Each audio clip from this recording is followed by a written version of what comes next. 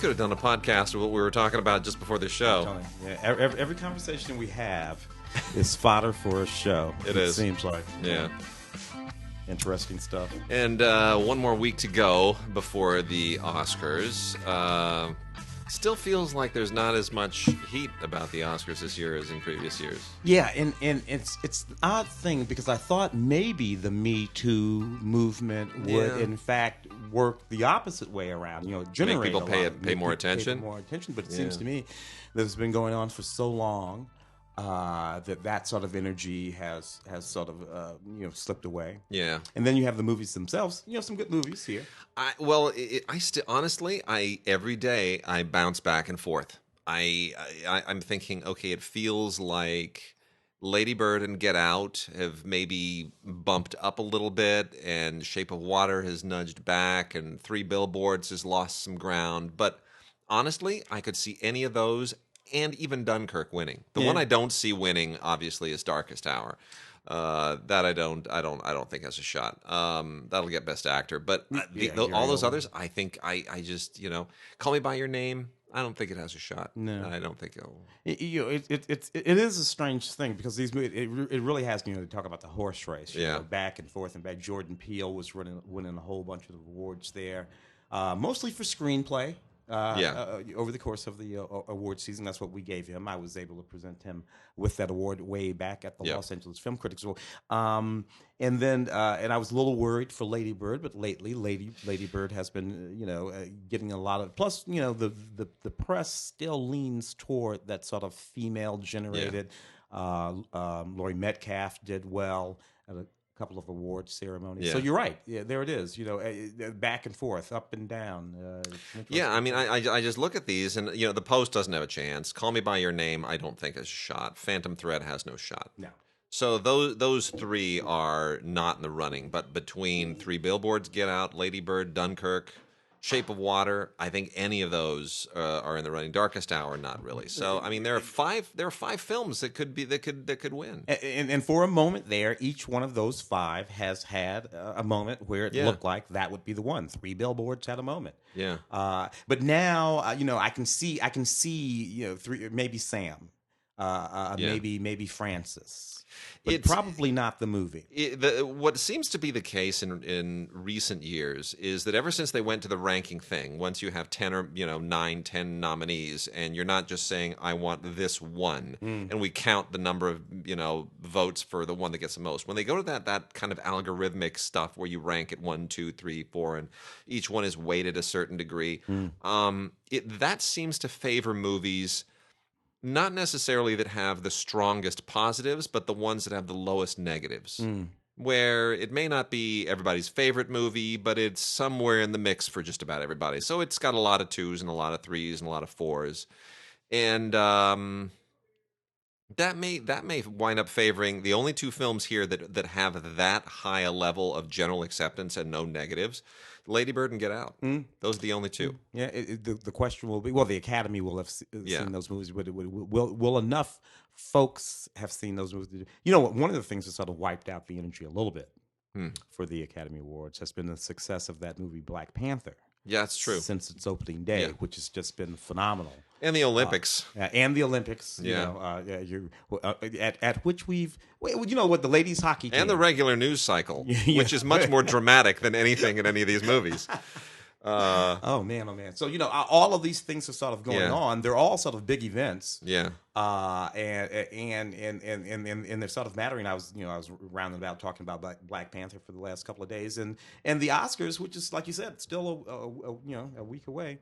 It's not this standalone thing anymore. That's all I'm saying. There was a time when the Academy Awards was a standalone thing. And pretty much everybody in the world was looking at it because there wasn't anything else to look at. Yep. All right, man. Well, it's crazy.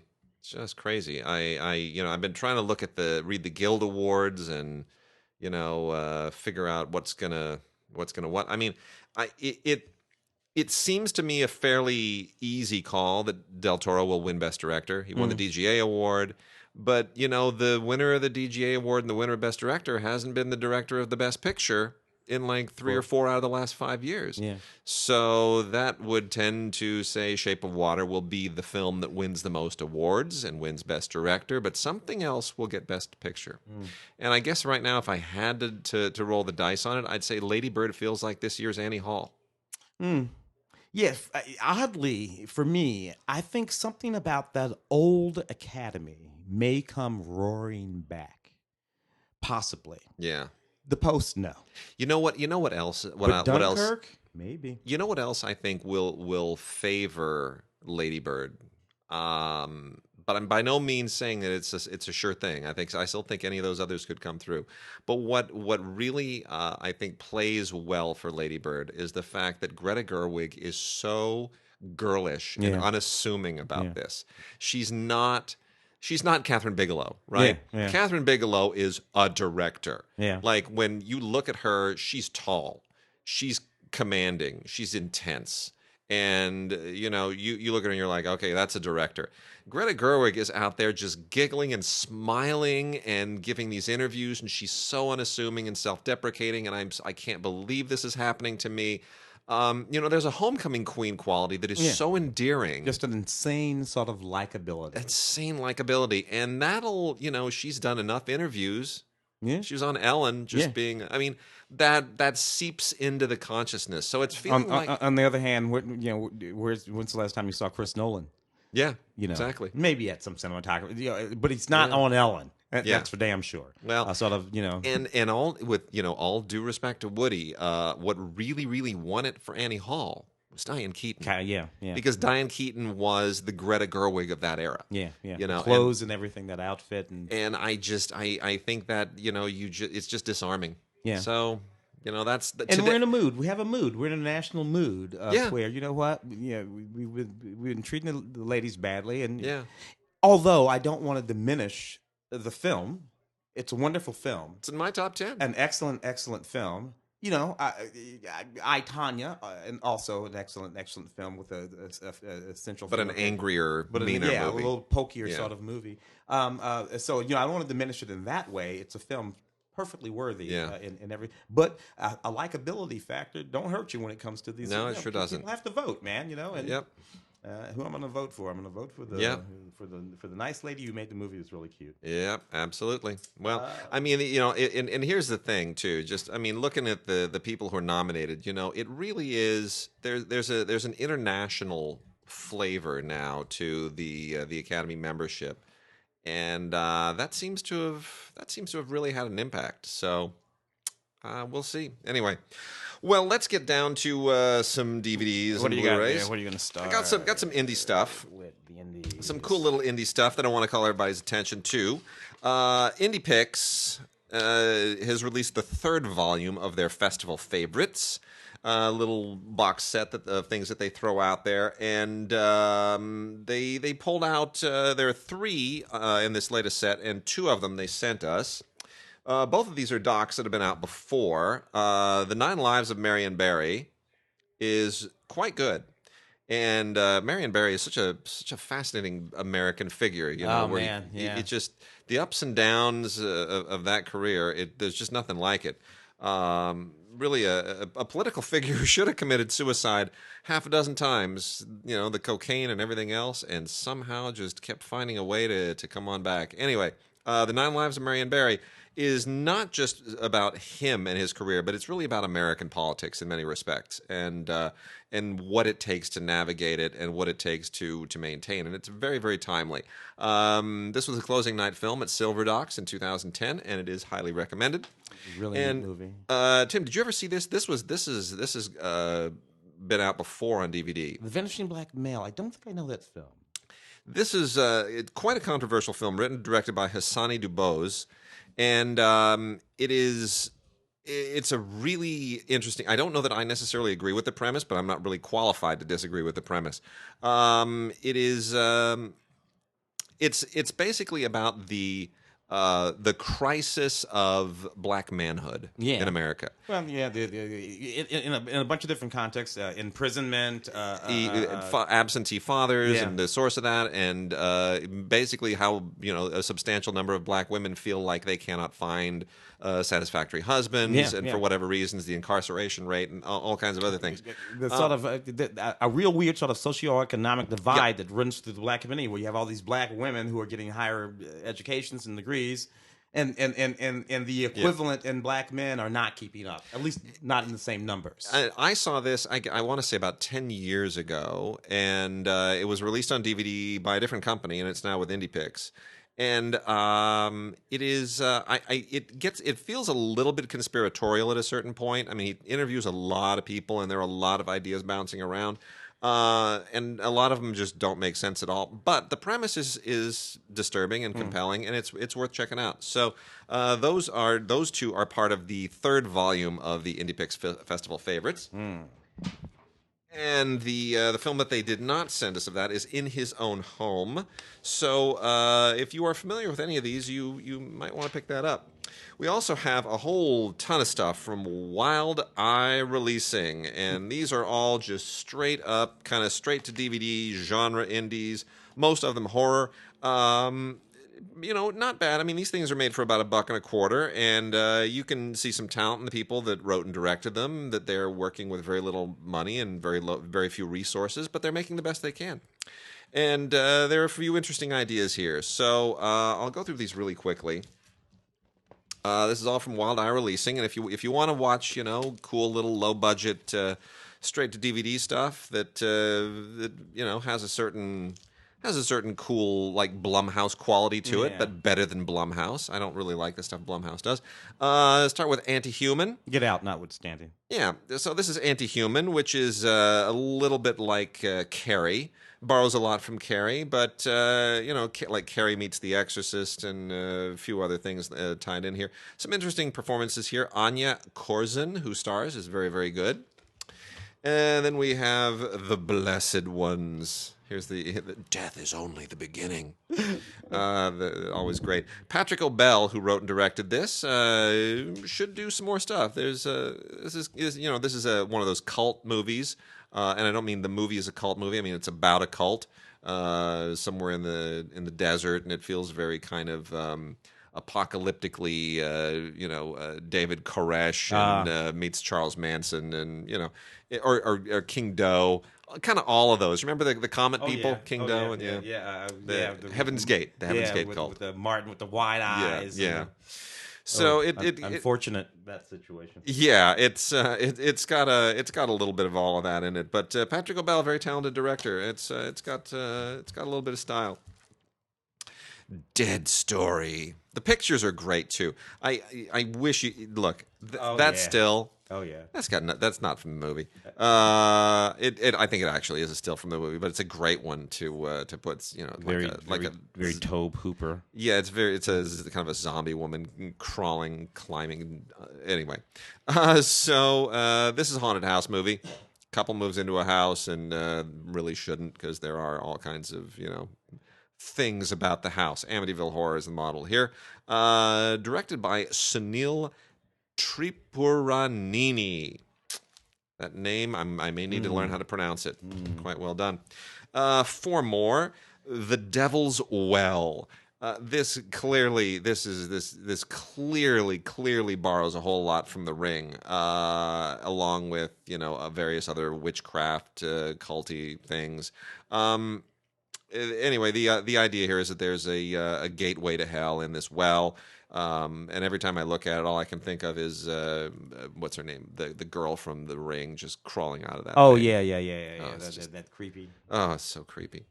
I love The Ring movies, the Japanese and the American versions. I love them all. They're great. Anyway, the disappearing woman here is Carla. So it again borrows a great deal from The Ring movies. My Little Sister. One wrong turn and the terror begins. The taglines are always so great. So great. This is basically trafficking in the Friday the 13th realm a little bit. Don't camp in the woods. There's a monster out there. The great thing here is the monster's name is Little Sister, which I think is hysterical. So yeah, Little Sister's out there in the woods. Don't go. You think they go? Oh, they almost certainly. You know what? Isn't that interesting? They don't. They go to Palm Beach instead, and there's no conflict in the movie at all. It's 90 minutes of enjoying Palm Beach and thinking, boy, we would have gotten killed if we'd have gone into the woods where Little Sister lives. Ghost Witch. Tortured souls never leave. This is one that claims to be based on an actual story. Which probably means that there were some people once somewhere, this is about people who are somewhere, and therefore this is based on a real story, loosely based on a real story that somebody told somebody else. It's so ridiculous. Anyway, this is very Blumhousey, very what are the paranormal activities kind of movies? Yeah, this is kind of ghost of a dead girl. And whatever. That one's kind of the lesser one of the bunch.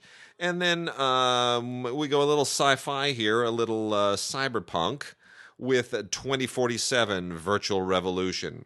If this takes place 2 years before the new Blade Runner film, then the new Blade Runner film is way out of date. This is produced, written, and directed by a guy named Guy Roger Duvert. This is a French production, a French genre production from 2016 that has not been released yet. Now, the thing about French genre movies is that they are all kind of the ungodly bastard spawn of Luc Besson. Luc Besson. I guarantee you that guy was like a second, third assistant grip. For sure. Something for Luc Besson at some point. So as these things always do, to minimize the cost, they all go in for kind of a dystopian scenario where you don't have to go outside, or you don't have to use a lot of sets and use a lot. So we now all live inside virtual worlds.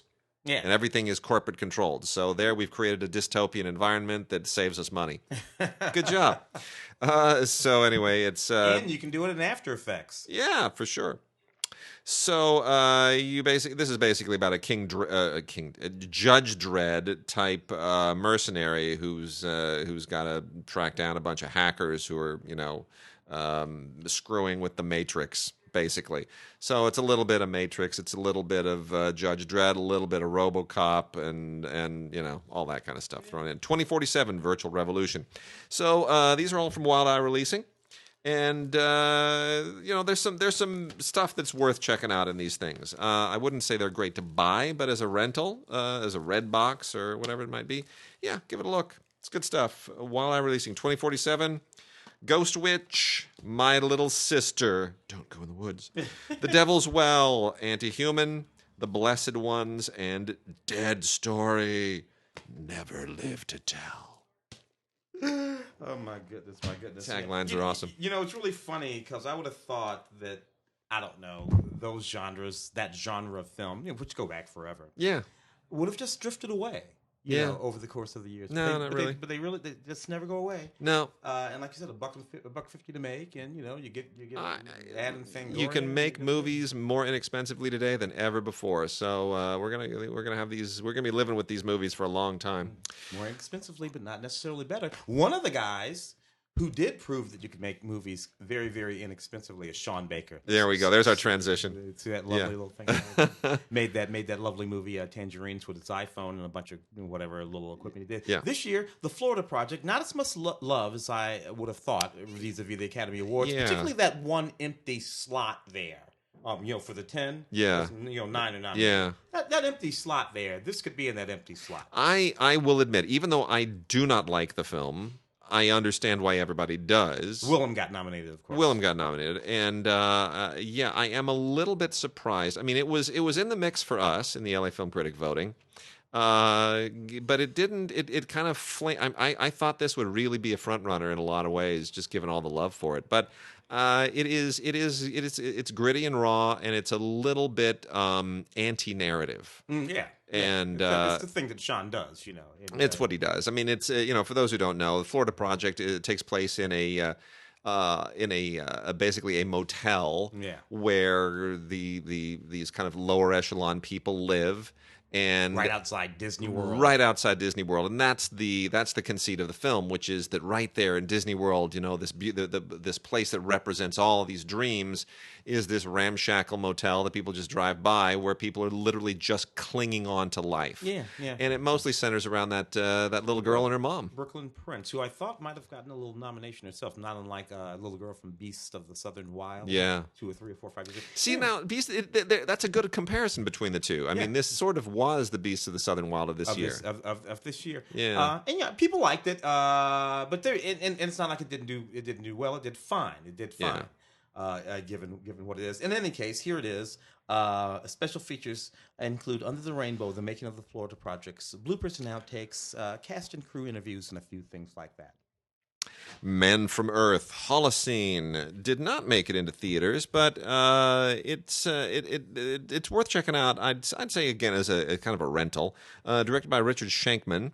This is a cool little genre film about a professor who he's like the oldest man in the world. He's like an immortal, right? I mean, he's been around for 14,000 years.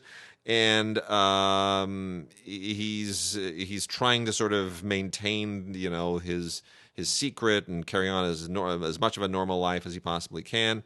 And when the secret is divulged to certain people, anyway, it creates problems. In any case, this is a sequel to Jerome Bixby's The Man from Earth, which is stretching it a little bit. I'm not sure that movie necessarily needed a sequel, and certainly not at this point in time. But it's interesting that that's sort of the impetus here. Lots of extras on here, which are in many respects even better than the movie. But Shankman does an audio commentary along with his producer. There's tons of behind the scenes stuff, and it's not just featurette, it's not EPK stuff. Like the documentary here is really a pretty extensive. About 40 minutes of a documentary, and then a bunch of other featurettes from like Dances with Films, which is a cool little festival that this thing premiered at. So it's a good solid little genre movie, well done. Vanessa Williams is in it, Michael Dorn is in it. It's worth checking. William Catt, Brittany Curran. It's a lot. I mean, these are people who aren't top tier A-list anymore, but they give it a certain credibility, and it's Man from Earth, Holocene. One thing about being a journeyman director, Richard Shankman, Pompouse of Love. That's right. John Cryer film. Yeah. Is you hang around long enough, you do a lot of TV, you run into people, you meet them. You come up with a few $1,000 or a few $100,000 to make a movie. You can make a few phone calls, and suddenly you got a whole bunch of people hanging around your movie who aren't movie stars anymore, but they make your movie. Yeah, there you go. Okay. Novitiate. Melissa Leo, very good in this movie. Yeah. A little bit surprised. I'm surprised this didn't get a little more love during the award season. That was one. This is one too. The movie itself, a few of the performances, particularly Militia. This movie is about a young woman who's making that transition from postulant to novitiate, doing that what I like to call the scary era of the Catholic Church, Vatican II. Yep. And what can I say? And it's hard. It's tough, and Melissa Leo is this particular kind of Reverend Mother, and it's a very piercing film. And it's about that thing for people who love God at that particular time in history too. I mean, this movie is about these people, but it's about these people at this time. Yeah, because it's a very particular time in history. Anyway, special features include the commentary with writer-director Maggie Batts and some deleted scenes and an alternate ending. Ooh, yeah, right. I always love those. Darkest Hour. This is one of the ones we've been talking about. Second or third of the best pictures too. Let's see what else is already out. Dunkirk is out. Get Out is out. Is Lady Bird out? Lady Bird's not out yet. No. Yeah. So anyway, we now have Darkest Hour, another Best Picture nominee, and this is going to win Best Actor. I just don't see any other way around it. Gary Oldman in the makeup, you don't even know it's makeup. He becomes Churchill in the most impressive way imaginable. Directed by Joe Wright, who of course did Atonement. And what else he did? He did I'm forgetting the Jane Austen thing. Pride and Prejudice. Pride and Prejudice. Thank you. Yeah. So anyway, Joe Wright's been around a long time. Another one of those fine directors who comes out of BBC television, and this is, of course, the third Dunkirk movie of the year after Their Finest and Dunkirk. I don't know what was in the water that suddenly we're obsessed with Dunkirk, but Their Finest, that 10th slot, yeah, that empty slot, could have been, should have been easily. I blame Lionsgate. Anyway, this is all about Churchill's moment leading up to Dunkirk. That crisis moment when he became prime minister, and Chamberlain and Halifax were thinking that we could still have peace with Germany and all of this stuff. So a lot of people back in from the wilderness, Churchill. A lot of people, came back in from the wilderness with it. You learn a little bit about Churchill's history as well, World War I and before that, and why a lot of people just didn't trust him. So there is a bit of an interesting history lesson here. A lot of people have dogpiled this movie for where it stretches the truth a little bit. And yes, I understand. It strains credibility to believe that Churchill's big moment came on a subway in a tube where a young black man said something that really kind of look. I get it, It's that whole little string with Henry. That was funny. Yeah, I know. We went back and forth with Henry on this, and I'm sorry. Yes, that is a moment that strains credibility, but in the overall achievement of this film, it is forgivable because Gary Oldman is so good. Winston did good. He did. So you know how I feel about biopics. Yeah. I mean, I just enjoy the hell out of Gary Oldman in this thing. I just do. I just think it's his crowning achievement, and I have the ones that I forgive too. I forgive Lincoln. Look, I'm an old history teacher. I would not show my 12th grade or for that matter 7th grade history class that movie. No. And have them come away thinking that has anything to do with history. Absolutely true. I mean, I remember very, very well the conversations about Lincoln in my high school history classes, and we had two teachers that team taught the two classes together, and some really, really contentious lessons about that. It's very interesting stuff. But this is, forget about the liberties it takes. It's a great clinic in acting with Gary Oldman and some really good stuff. And Joe Wright's a really fine director, and it's beautifully shot. And I always that's want enough. to see Michael Caine. He's too old. But Michael Caine in the day with the right makeup. Oh man, he would have killed it, right? Michael Caine would have just killed it. But whatever. So you get a Movies Anywhere digital copy on here to add to your Movies Anywhere library, and you also get a commentary with Joe Wright, which is very erudite. The erudite Joe Wright. Gary Oldman featurette on how they made him into Churchill, and then another little kind of mini historical featurette. Not a lot of stuff. I'm sure there may be a special edition in the offing at some point, but not likely anytime soon.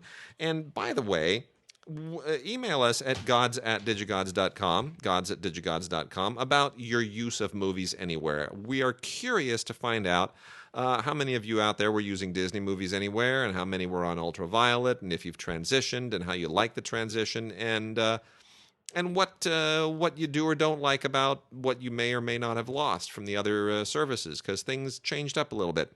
And they are not being very communicative with me. They really don't want to talk about Movies Anywhere and its plans going forward. They've been very, very cagey, and I think I have a theory as to why, but I'd like to hear from our listeners your feelings. And by all means, go onto the Facebook page as well and start a thread. That would certainly open it up to the community discussion. And otherwise, make sure you visit us at cinegods.com, where we've got a bunch of great new pieces. You had a terrific one on Black Panther. Yeah, the Black Panther piece. And Mark has a new review. And Mark has a Red Sparrow up there, which sounds interesting. Annihilation, I think. So a lot of good stuff going on. A lot of good stuff. Speaking of Disney, the multi-screen edition of Coco, Disney Pixar's Coco. Look, this movie was a perfectly lovely movie. Interesting also that, but for the songs and a few things like that we're not talking about it again in that slot, dude. Yeah. Why not? Am I wrong? You know what? I could have seen Coco pop in there. I'm not as big a Coco fan as everybody else, and I feel like I want to hide because Claudia will beat me up if I say that. It's the music that got me. Yeah. in the movie, and it's a very clever movie. And I'm not going to ruin it. I mean, everybody's probably already seen it. And frankly, the way it sort of works, obviously, there's the cultural stuff. Okay, so let's go there first. Just like Black Panther. Sure. There's this cultural stuff in the movie that's very important, and I love Day the of way the they Dead. sort of lay it all out. You know, the story of this, the Day of the Dead, and this little kid, and you know, his music is banned in his family, and he doesn't know why because he's very musical, and and you know, looking for his father and his heritage, and you know, going into the land of the dead, and this sort of mystical journey. I mean, there's a lot of really imaginative stuff here. What those altars are all about. I mean, I got to tell you, I did not understand what those altars were all about. I mean, I knew they were religious, but I didn't know they were very specifically about that connection. Yeah.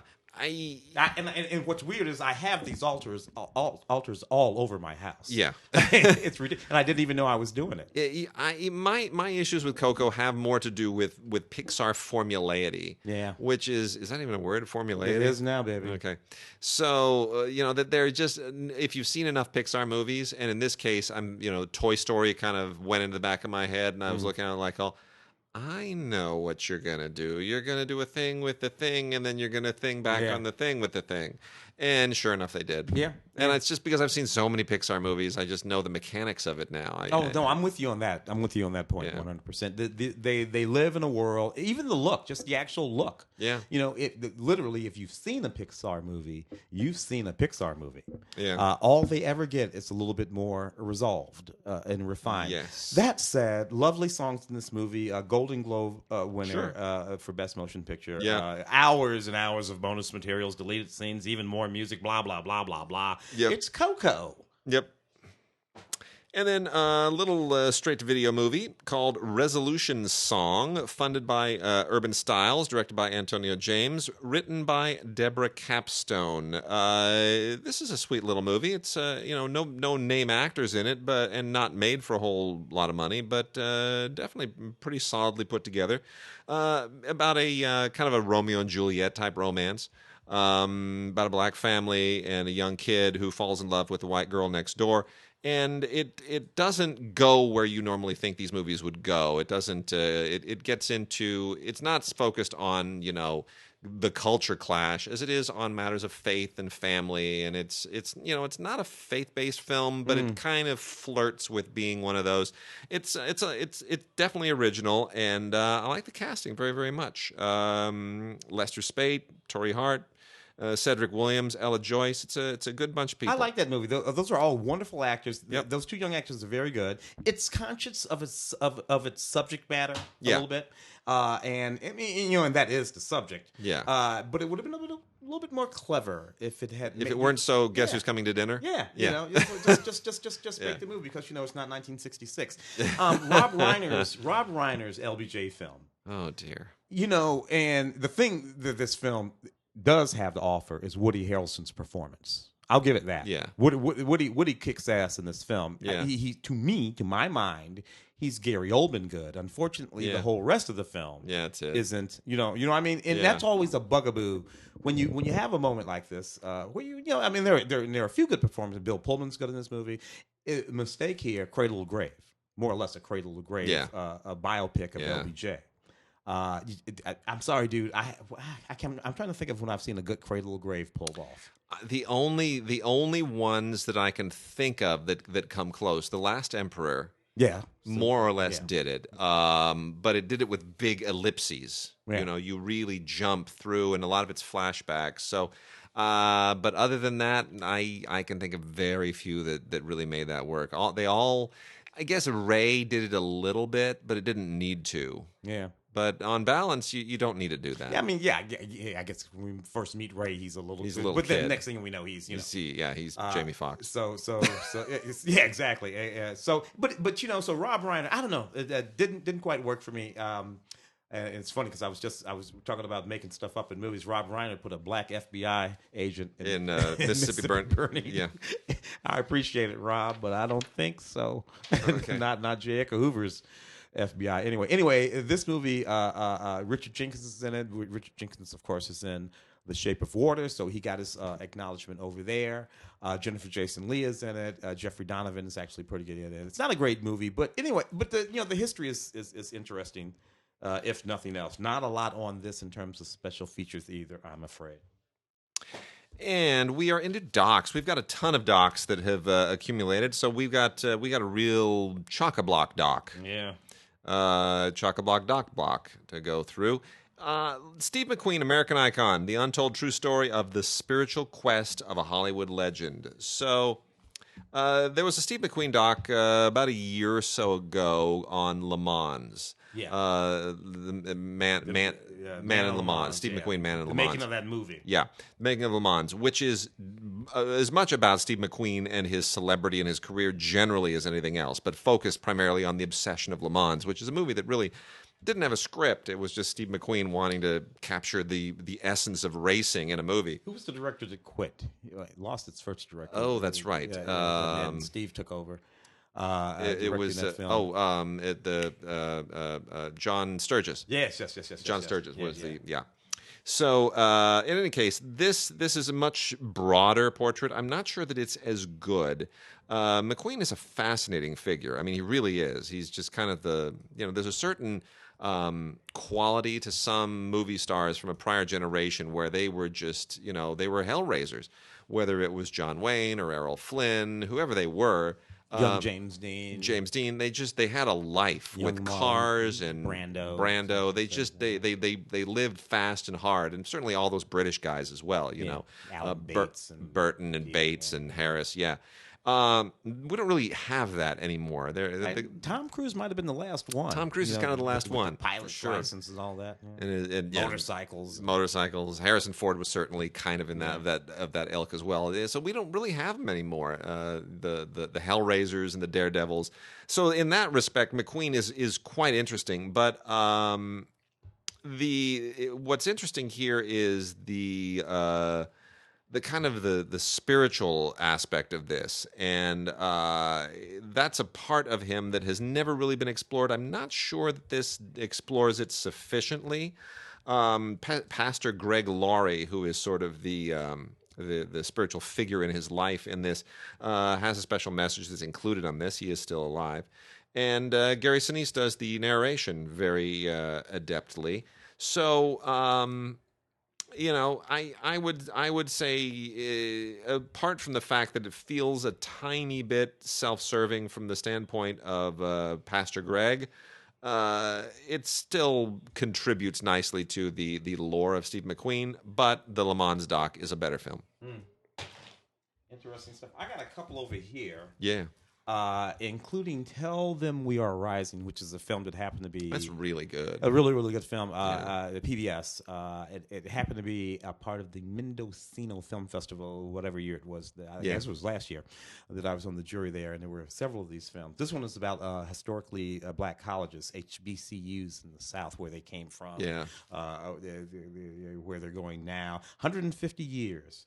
And it's a very, very interesting film. We talk to a lot of the presidents of the colleges, get into the history of them all. One of the things that I liked about this film is that it laid out very clearly how, while we always think of these colleges of having been started by very important black figures in the community, your W.E.B. Du Bois's, Tuskegee Institutes, and all this kind of stuff. Very often, it was white. Very often, Jewish members of these southern communities financed it, donated patronized land, patronized it for years and years and years, and sometimes we forget that. That was this very particular sort of connection. Yeah, there was one specifically about that last year as well. A doc specifically about, I forget which benefactor, but it's good stuff. So good stuff. So check that out if you get a chance. I forget the filmmaker's name on that film. Stanley Nelson. Stanley Nelson's the name of that filmmaker. And we have I Am Somebody, 3 films by Madeline Anderson, an extraordinary filmmaker from the 60s, 70s. A black woman making documentary films in the 60s is just an amazing thing in and of itself. She managed to pull this off, and she managed to do it quite well. So hard to make documentaries in the 60s, too, because there are no video cameras and edit on Final Cut. And she worked in the sort of the style of the Maisleys. That's real fly on the wall cinema verite sort of thing. These films here, Integration Report 1, 1960. a tribute to Malcolm X, 1967, and I Am Somebody, 1970. Basically, films all about the fight for civil rights, the civil rights movement, seen through the eye, though, through the lens of a black woman, which is a very particular thing, and it's what this film does. These films do. Extraordinary footage that you will not have seen anywhere else. Yeah. My Art is from Film Movement. This is a documentary by Laurie Simmons. And love Laurie.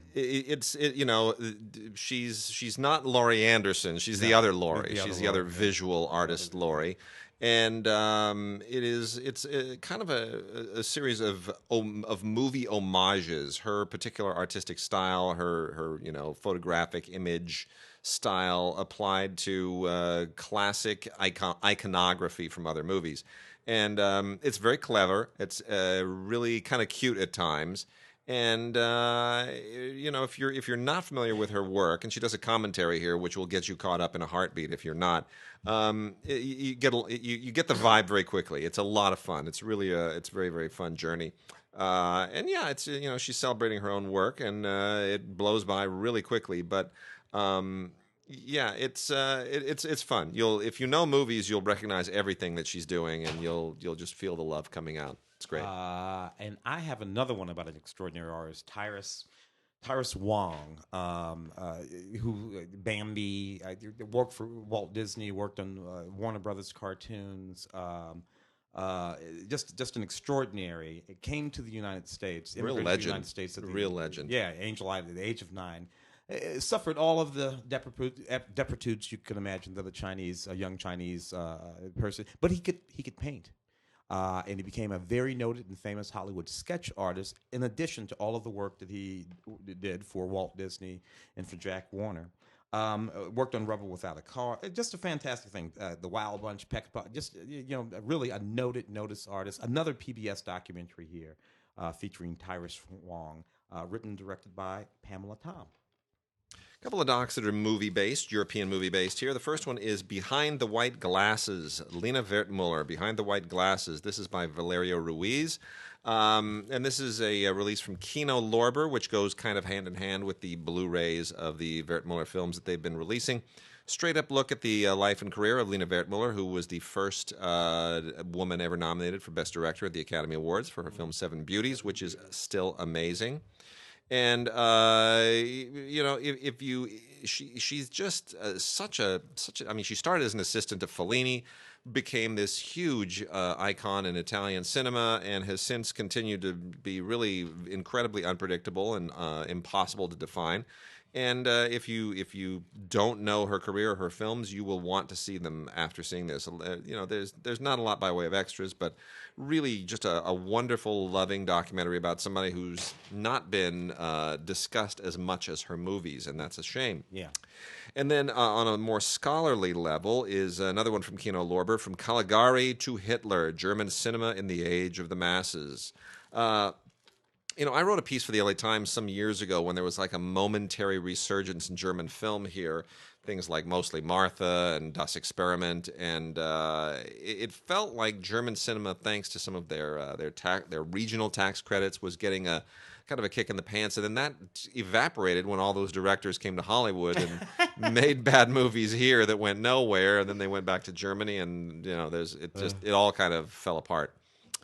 Which, by the way, the director of Mostly Martha predicted at the time. Yeah. I remember her comments to me was like, "Why are you making a thing out of this? I hate working in Germany. It's horrible, and I want to leave. Why are you even writing this piece? There's nothing going on there." I was like, "Well, but I like all these movies." She's like, "Okay, whatever. I'll play ball." It was hysterical how kind of bitter she was. And then of course she's trying to get a deal over on the Sony lot. Yeah. And then they wound up remaking Mostly Martha in the worst possible way. Yeah. It's horrible with Aaron Eckhart and Catherine Zeta-Jones. Anyway, Caligari to Hitler is much more scholarly, and it goes back to, it basically is based on the idea put forward after World War II that you can look at the Weimar films from the silent period and see the cultural roots that would, of course, give birth to Nazism and Hitler and totalitarianism, that was all sort of festering which of course is not a new idea. I mean, even my grandfather, my mother would tell me that he even said, after the Treaty of Versailles, that this is going to make things worse. It was just so punitive that it left the country devastated and easily manipulated by a madman, which of course is exactly what happened. And when there was a vulnerable population there to be pointed at and blamed. There you go. Absolutely. And those 6 million Jews. So, in any case, this pursues that thesis and examines a lot of these films. They're all films that you've heard of. They're all Fritz Lang movies and Murnau movies. Metropolis, and it gets very intensely into the period. I think sometimes they rope things in that shouldn't be roped in. They're seeing things that probably don't really exist. Nonetheless, it is provocative, and it is very interesting. And if you are a fan of that particular moment in time and these films, I think you will find this quite impressive. The Coming War on China is a John Pilger film. John Pilger is a documentarian and has been making documentaries for 50, 60 years. Long time, yeah. Some of them not bad. Some of them a bit didactic and, I don't know, overreaching. I think this one is about the coming war in China. What he's done is take a look at the sort of American nuclear facilities that sort of ring the Pacific Rim, the sort of South Pacific Rim, and as he looks at what's going on in China and South Korea and some of the other places where nuclear detonations, nuclear weapons have been tested more recently. Of course, we haven't tested the nuclear weapon here in the United States or around the United States in several decades, even around the world for that matter. So anyway, he has a fear that there is a coming war on China, thus the title of this documentary. I don't know. I think that it might be somewhat overreaching. But he's a noted filmmaker who's made some very powerful films in the past. Well, I hope he means trade war. I could live with that. Mushroom clouds on the cover there, I'm afraid. Really, really interesting doc. Insei, The Power of Intuition. This is an Icelandic documentary about the Icelandic concept of insei, which means intuition.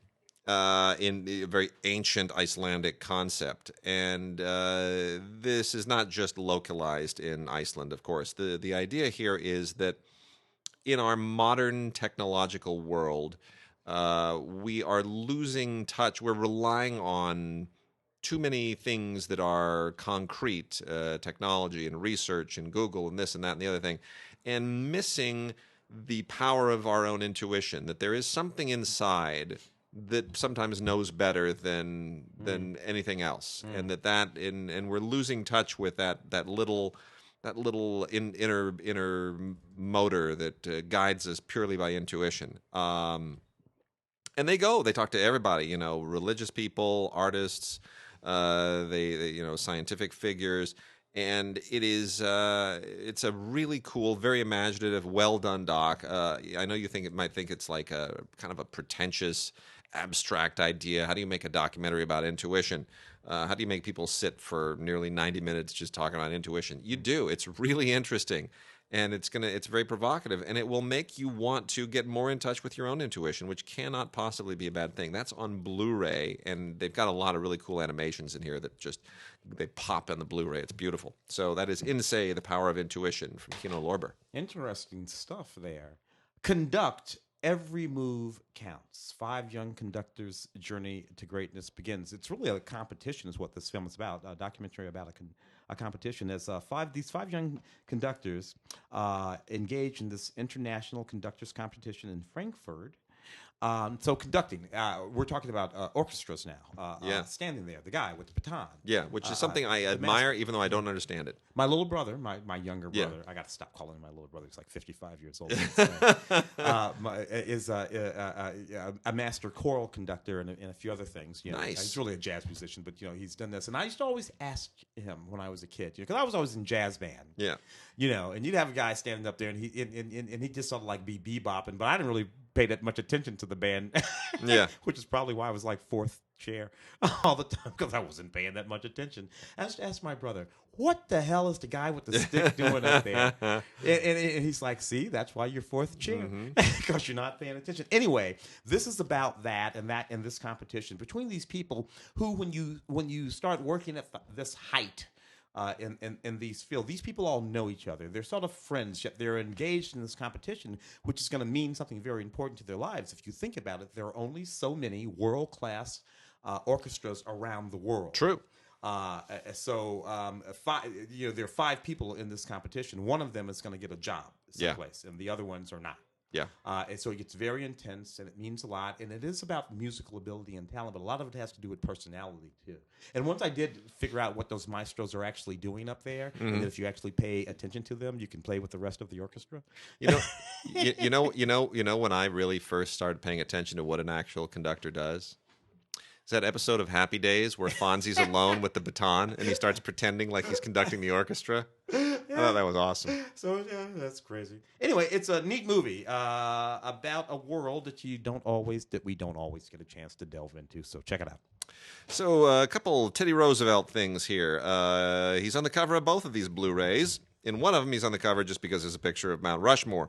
It's the 12-part documentary America's Treasures, which is from Mill Creek, and it's just all about it's a trot across America from sea to shining sea, all of these like 25 national monuments, which all began again with Teddy Roosevelt's Antiquities Act of 1906, where they wanted to preserve the heritage of the country in these rare and unique ecological or anthropological locations. Yeah. It's great. I mean, it's just It's just wonderful, and it's great on Blu-ray, and the photography is fantastic. And you go to the Grand Canyon, and you go to the Sierras, and it's amazing. You forget sometimes what an amazing country this is, because most of us just sort of live in a city and we go back and forth, and you don't take time to explore this country. And damn it, I'm going to do that. Yeah, and particularly, look, I'm from the Midwest. I'm from St. Louis. Yeah, and the Midwest is the Midwest, but St. Louis is a city. Chicago. Yeah, it's so it's so like, and I got to tell you, it blew me away how many places in my home state of Missouri I never went to. I know. And I've been living here now for almost 30 years. And there's still places in my home state of Missouri I've never been to. I didn't even go to the Salton Sea until my wife was in a bicycle race with my nephews. And we all went down there a few years ago for the big bike race, around the Salton Sea. And I thought to myself, you know what? I don't really miss the Salton Sea. Yeah. It's a disgusting place. It does smell funny. Have fun with your meth. But, you got a chance to take a look. So anyway, and then we also have The Indomitable Teddy Roosevelt by Harrison Engel. This is a Flickr Alley Blu-ray. Flickr Alley has really, they just keep outdoing themselves. It's really amazing.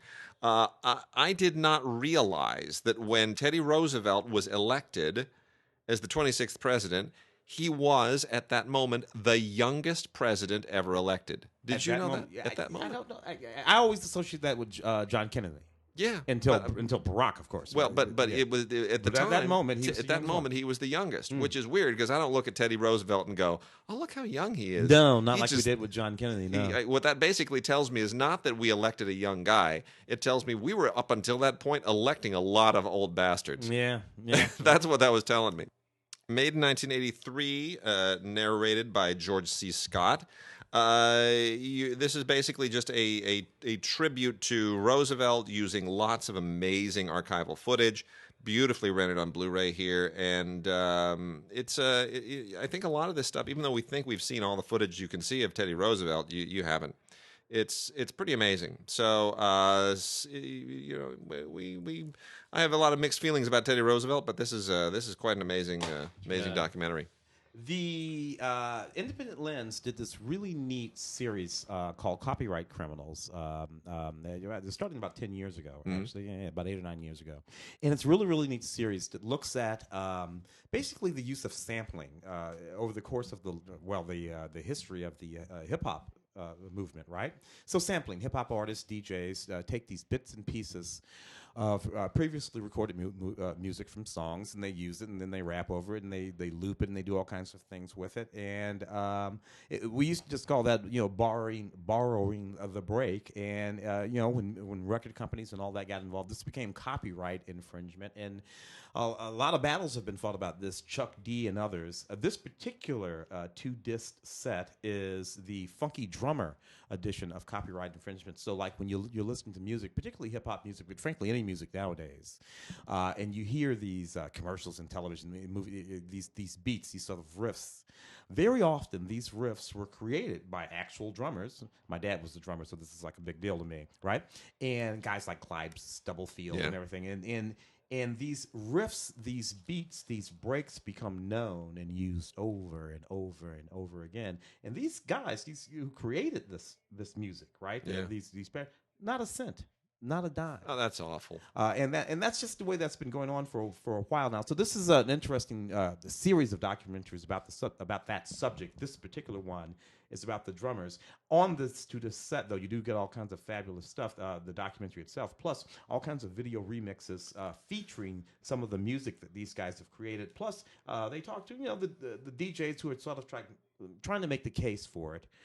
But I got to tell you, they miss me every now and again when making the case for this, particularly as I produce a lot of music and I want people to pay me for it. Yeah. Chuck D, De La Soul, George Clinton, Mixmaster Mike, DJ Spooky, CeeLo Green, all those sort of voices talking about how the question being, hey, they say, can you own sound? Yeah. Of course, which is it's a disingenuous question. Yeah. It's not about owning the sound. It's about owning that sound put together that way. And that, what I mean? That's the question. And we can sue your ass over it. That's the answer. Well, here's a question then. If you can't own sound, can you own silence? Ooh. Digital silence. In Pursuit of Silence is a really, really interesting philosophical documentary by a documentarian named Patrick Shen. This premiered, I believe, at South by Southwest. This is from Cinema Guild. And this is really a really interesting idea, and it'll make you think. The idea here is that what impact does noise and sound have on us psychologically, physiologically, and so forth? And there have been things, I've been reading a lot of stuff lately that says everybody would be physiologically better off if we had more silence. If you had just some meditative silence every day, 10 minutes without any sound. We forget how loaded with sound the world is. Did you know that, particularly artificial sounds? Particularly artificial sounds, for sure. Did you know that Mumbai is the loudest city on the planet? I did not know that. No, but now that's pretty damn. I've been in Manhattan. Yeah. If Mumbai is louder than Manhattan, that's pretty damn loud. Yeah. I mean, that's crazy.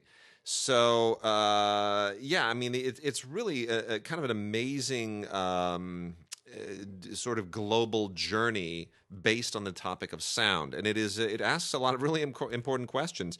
Has a bunch of extras in here, stuff that didn't make it into the final film, and some sequences that are extended, and some other stuff that just kind of juices up the extras. But it is a provocative concept, and that leads me to the somewhat related, but not entirely, but it's just a beautiful film, Earth: One Amazing Day, narrated by Robert Redford.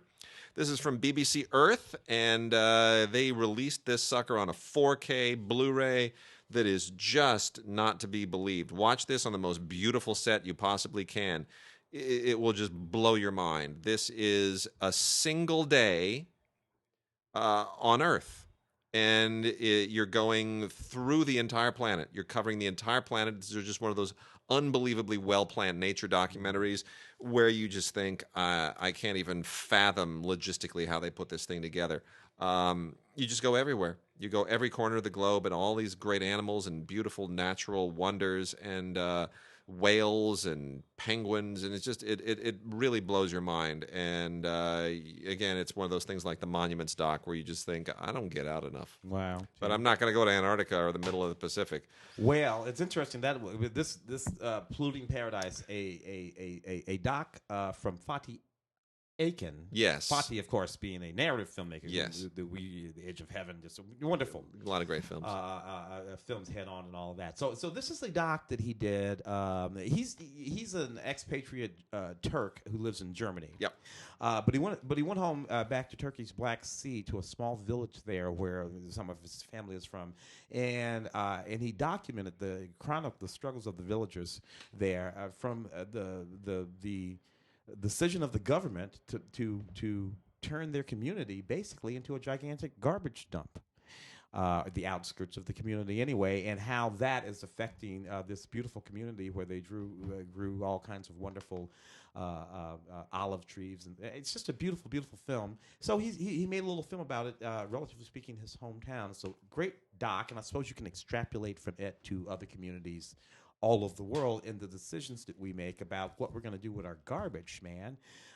Which is true. It's a thing, you know. It is. What are we going to do with our garbage? When I was a kid, and you were a kid. Yeah. Certainly when I was a kid. We burned a lot of our garbage. In the Midwest, this time of year, we would be burning leaves.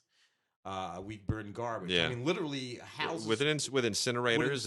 Homes had incinerators out back. Of course, we had to stop doing that because, and garbage dumps became the thing, landfills. Yeah. And the idea was we're supposed to create these landfills, and then we're going to build these communities on top of these landfills. That way we would always be reclaiming. That hasn't happened. That didn't work out. So, I don't know, man. What are we going to do with all that garbage? That's a great question, and I don't have an answer.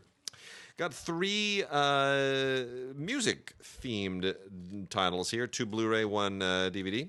Colin Hanks, son of Tom, did the documentary Eagles of Death Metal, Nos Amis, our friends in parentheses, Eagles of Death Metal, from Shout Select.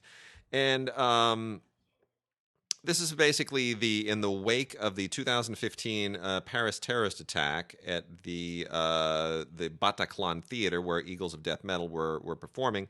This revisits the band after that, and we forget 130 people around Paris were killed on that day. It's just horrible. And this is this talks to people who survived the attack, and it talks to the band, and it sort of revisits the whole moment, but in a really life-affirming way. I don't think they're a very good band. It's not my style of music, but given the context, I certainly was appreciative of it. Similarly, as far as politics and music, is Act and Punishment, the Pussy Riot Trials. This is on DVD. If you are not familiar, Pussy Riot is the all-girl punk band in Russia who has been a real thorn in the side of the authorities. And, they were put in jail about 7 years ago. And did that whole protest in the church that was considered sacrilegious, and it's finally they wound up sort of speaking out in force at the Sochi Olympics. It's all quite fascinating, and I only followed this story in bits and pieces, but this doc puts it all together and really gives you the timetable and the timeline, and puts some personalities to the faces. It's very interesting. And then the last of the 3 music ones here is the 20th anniversary edition of the famous grunge documentary Hype. This is the collector's edition from Shout Select on Blu-ray. I have a bit of a connection to this because Hype was directed by the very fine documentarian Doug Prey, who was a graduate student when I was undergrad, and he was in the producer's program, which I investigated when I thought that I might go to graduate school for a minute, and they said, "Oh, you got to go talk to Doug." I was like, "Who's Doug?" "Oh, Doug is the guy in the producer's program." I was like, "Okay, all right." So I went and talked to Doug, and he's just totally mellow, totally cool, very soft-spoken, wasn't really encouraging, wasn't really discouraging. "This is what we do. This is what I'm doing, and good, best of luck to you." That was his whole deal. So anyway, I had a moment with him before he took off as a documentarian. But Hype is really the definitive film about the grunge movement. Lots of great extras in here, including an audio commentary with Doug Prey.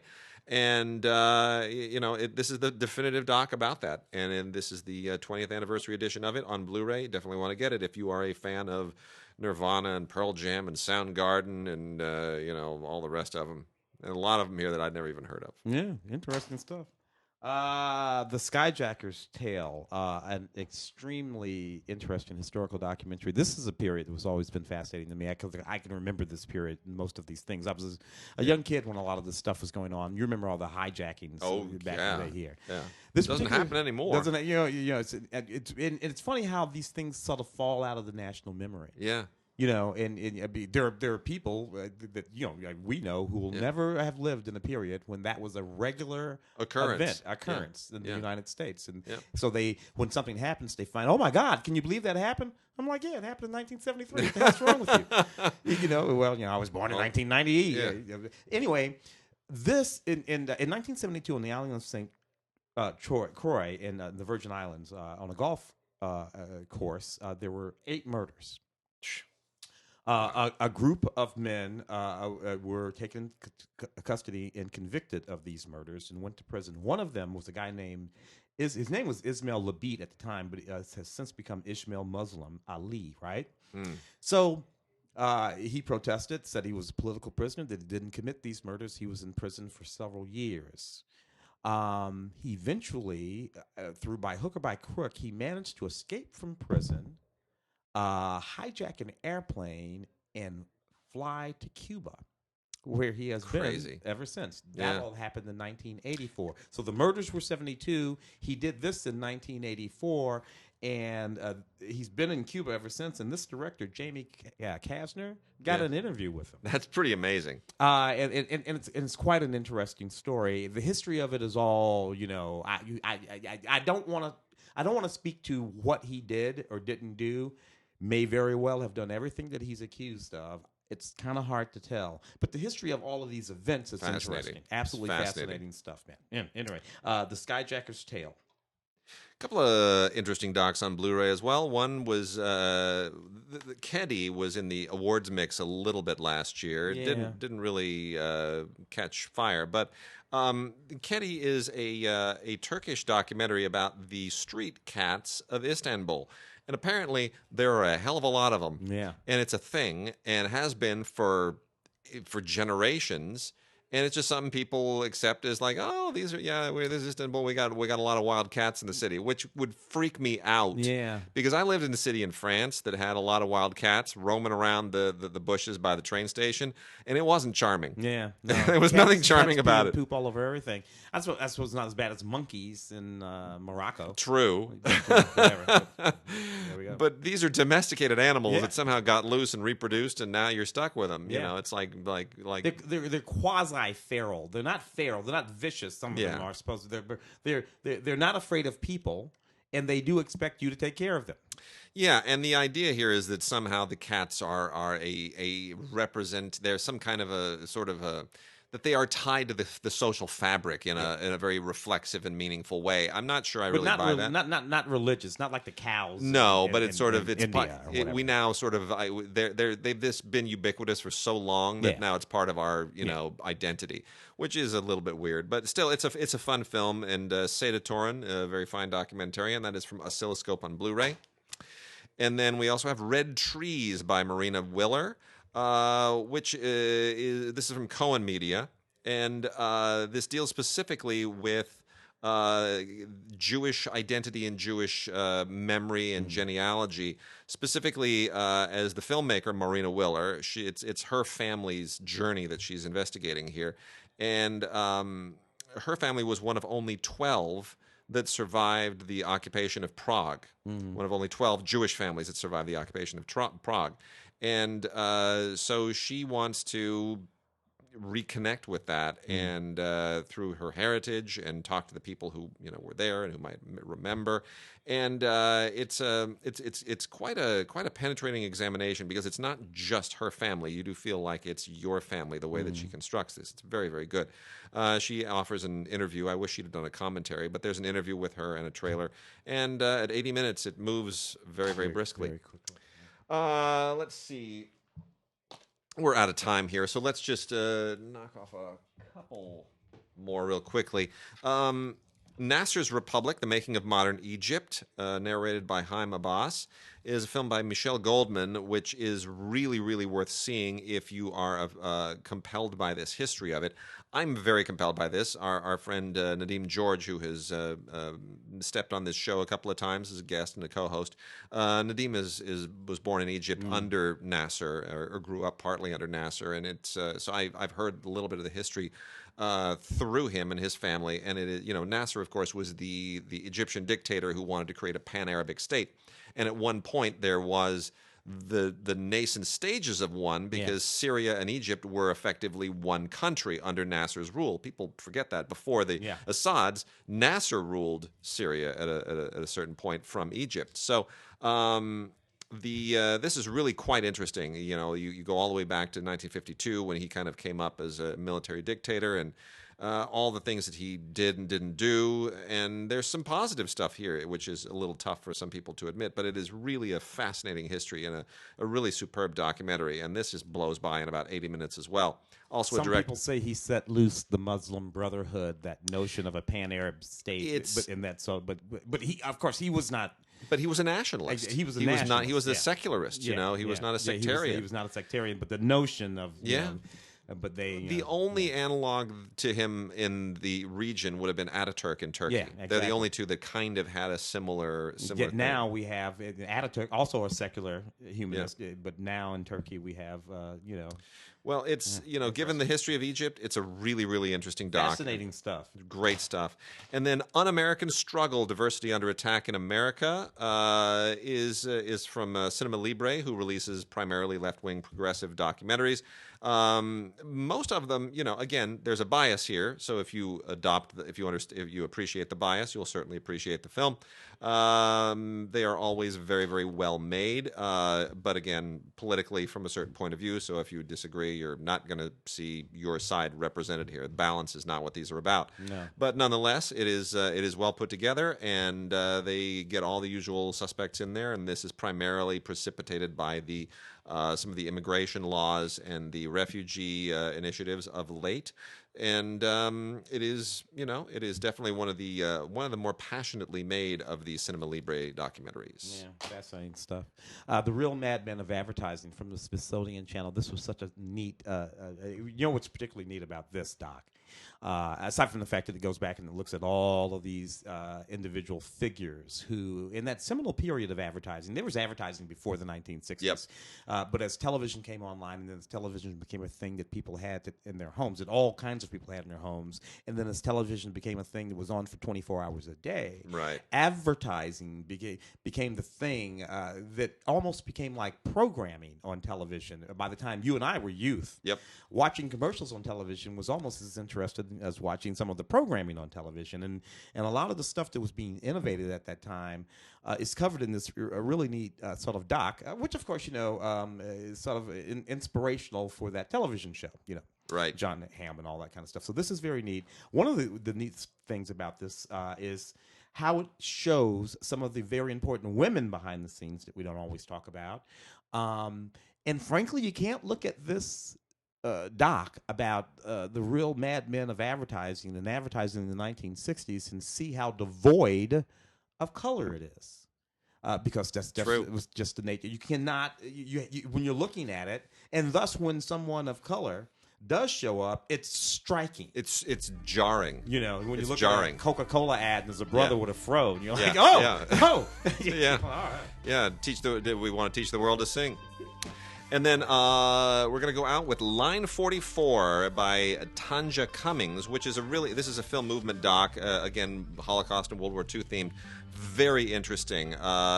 This is about a Holocaust survivor who, Nathan Grossman, who from the Lodz ghetto, who returns to see if he can find what happened to his brother. His brother disappeared in 1942, presumably dead in the Holocaust, but he winds up actually bumping into the son of the former Nazi mayor of the city. Oh. And that creates a fascinating conversation about history and what really happened and who's responsible and all, who did what. It's really very, very interesting through these two personal family histories, and it's quite a good doc. Line 41.